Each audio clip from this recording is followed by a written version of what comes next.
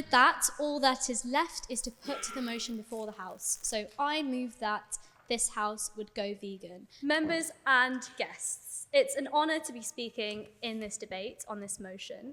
I actually feel a bit emotional, not only because it's a motion close to my heart, but of course, it's also my final debate as president and the final debate of the Oxford Union's first 200 years. It truly has been an honour to serve as president, and I want to thank all those who've helped me on my journey here, and also to my brilliant committee for putting together such an amazing term card and for all the hard work you put in over the holidays and during term. So thank you. I've been vegan for 4 years now, vegetarian for 8. Throughout that period, vegans went from being this sort of radical Birkenstock-wearing, tree-hugging hippies to something that's now coming much more into the mainstream. It's estimated there are over 80 million vegans around the world, and of course countless more who integrate meat or dairy reduction into their diets. Research last year found that 48% of British adults use plant milks of some kind in their diet. Tonight, I want you to keep a very open mind, and I want you to start to think about why we actually eat the way we do, and is there actually good enough rationale behind that? But before that, let's define the motion a little bit. It's our job tonight to prove to you that veganism is something that you would want to do. In other words, that being vegan is better than not. The motion tonight, ladies and gentlemen, is that this House would go vegan.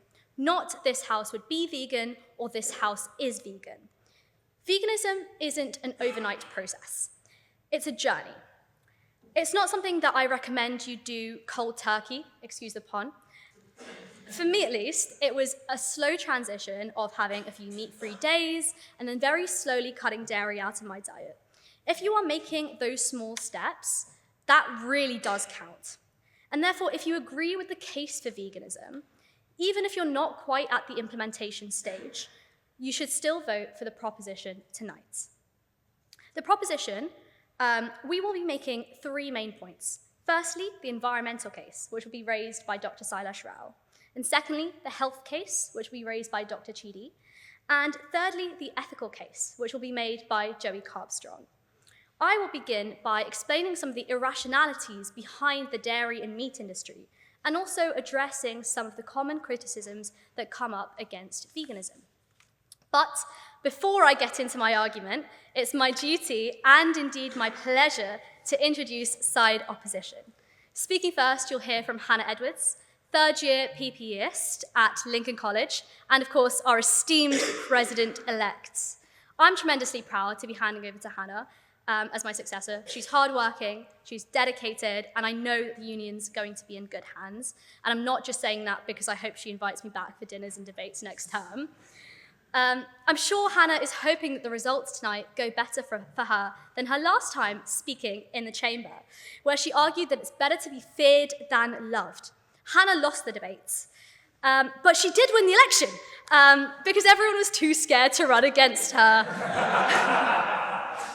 I must confess, I bumped into Hannah earlier this week at Nando's, and I asked her what she was ordering, and she goes, "You know what, Disha, I actually prefer eating vegetarian, so I'm going to get a bean burger."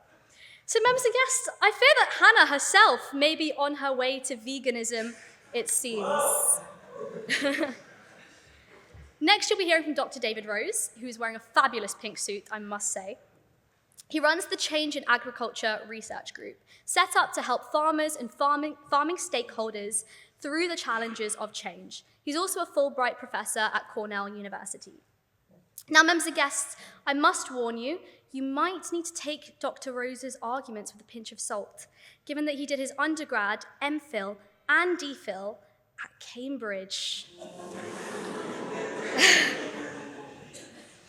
After that, you'll be hearing from Manon Hammond, another third year at Lincoln College, and press and sponsorship officer at the union, and a personal friend of mine.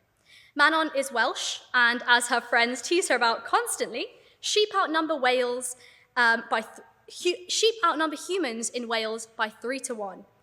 So I do hope that by the end of this debate, Manon decides to support her neighbours by voting for the proposition. Lastly, you'll be hearing from Katie Hopkins. I wanted to begin by reading a quote from the last time Katie spoke in the chamber. She said, "Short people and vegans, two things I simply can't stand. They must never run this Oxford Union."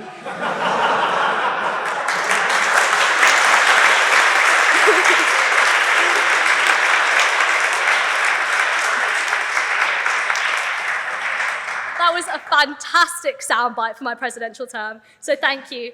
I can only hope for your teammates' sake that your words tonight age better. Mr. Chair, these are your speakers, and they are most welcome.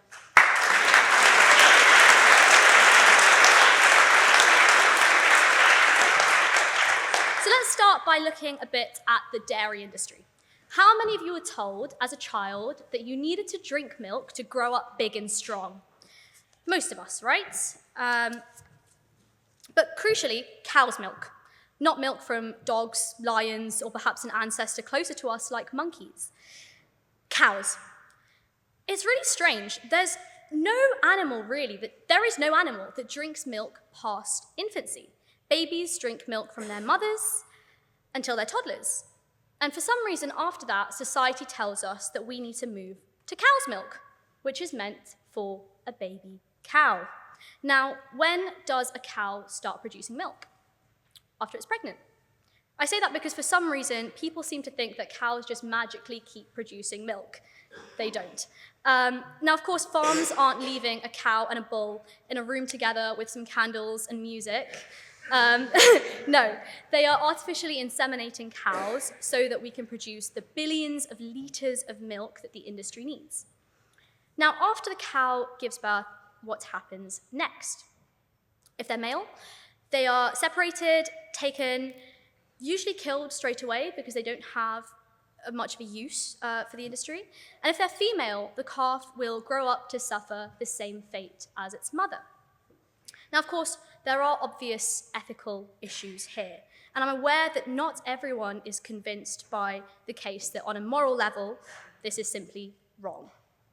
For some reason, we consider animals to be less intelligent and therefore less deserving of our empathy, which doesn't really make sense. I mean, there are lots of unintelligent humans, but you wouldn't want to go around, eating Piers Morgan or eating Katie Hopkins, for example. She's got the pen out. But on a fundamental level, animals want to live. They feel pain, they feel suffering, and just because we can do something doesn't mean that it's the right thing to do. But if that hasn't convinced you, this is also really bad for you. It means that the cow's milk that we buy is what's known as stress milk. This process of annual artificial insemination overburdens cows. They only last 2 or 3 years before their profitability drops and they need to be sent to the slaughterhouse. And that means that most of our factory farm cows are just not healthy. According to the United States Department for Agriculture, 1 in 6 dairy cows suffer from clinical mastitis. So that means, according to the USDA, so these are official statistics, there are around 6 to 7 drops of pus in every litre of milk, in every carton of milk that you buy in the States. In the UK, a litre of milk can have up to 400 million pus cells before it's considered unfit for people to drink, which, quite frankly, is disgusting. And yet, because we've all been grown up drinking milk and we've been told by our mums that it makes us healthy and strong, we just don't question it. Point of information. Yes? Aren't there large amounts of bug parts in any food that we eat? Like, don't all foods that we consume, or all foods that we consume, have, large amounts of, or at least some amount of permitted things that we consider disgusting to eat? Yeah, absolutely, you're right. A lot of the food that we eat comes from factories nowadays, which means that a lot of it has things that we don't really like in there. But this is, for example, like pus and blood from cows that comes from rearing them in a way that is so antithetical to how naturally cows produce milk. And of course, that product isn't meant for us in the first place. Biologically speaking, a cow is producing milk for its baby. So every time we drink a glass of milk that comes from a cow, that milk should really be going to its calf. I'm now going to move on to looking at some common responses to veganism. So firstly, things like, but we're omnivores. Look at our canines. We're supposed to be eating meat. Well, many herbivore and herbivorous animals actually do have canine teeth. So, for example, the saber-toothed deer.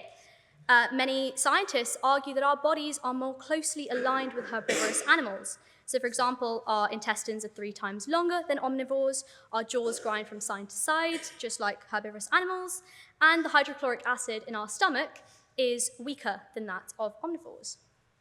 But of course, just because we can, or just because we used to do something, doesn't mean that that's something that we ought to do. So I don't think that point is really relevant at all. Even if we used to be omnivores, which is a contentious point in itself, that does not mean that that's the optimal way that we should be living our lives now.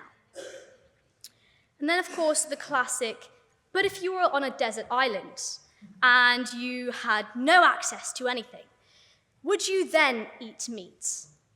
And the response to that is, of course, we aren't in that situation.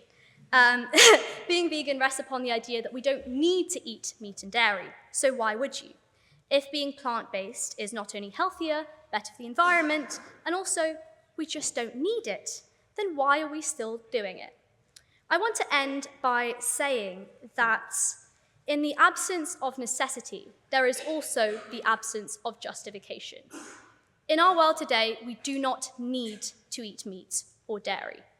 And all it does is bring more suffering, not only to ourselves, but also to the environment and also to the poor animals who are going through this.